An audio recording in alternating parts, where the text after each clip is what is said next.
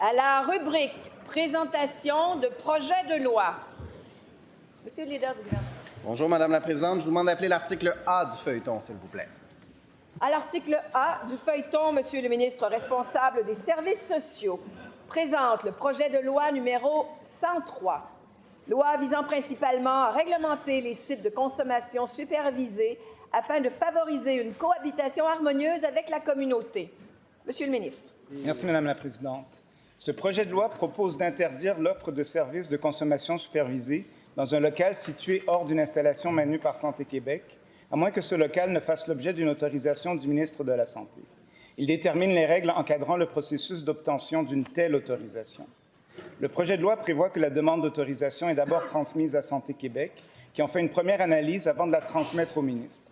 Il donne au ministre le pouvoir d'accorder une autorisation lorsqu'il le juge opportun, après consultation du ministre de l'Éducation, du ministre de la Famille et de la municipalité concernée. Il prévoit toutefois qu'une autorisation ne peut être accordée pour un local lorsque celui-ci se situerait dans le voisinage d'une école, d'un centre de la petite enfance ou d'une garderie, soit à moins de 150 mètres d'un tel lieu. Le projet de loi permet au ministre d'assortir une autorisation des conditions qu'il juge appropriées afin notamment d'assurer la propreté, la salubrité et la sécurité dans les environs du local.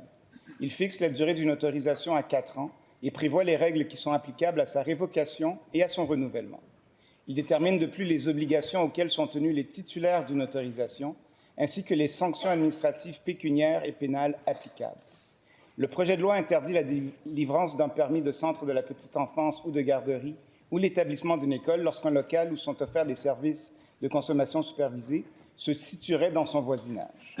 De plus, le projet de loi habilite le ministre à déléguer à Santé Québec tout ou partie de ses fonctions et pouvoirs relatifs au régime d'autorisation. Il permet également au ministre, dans la mesure prévue par le règlement, de rendre applicable le régime d'autorisation qu'il instaure à un local destiné à accueillir principalement des personnes en situation d'itinérance ou sans-abri, sauf en ce qui concerne l'interdiction d'accorder une autorisation lorsque ce local se trouve dans le voisinage de l'un des lieux précédemment décrits.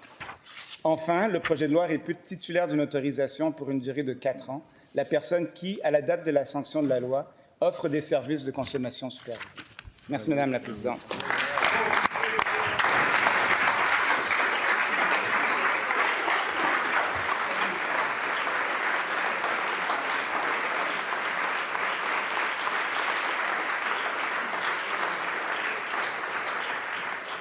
Et je reconnais le leader de l'opposition officielle, oui.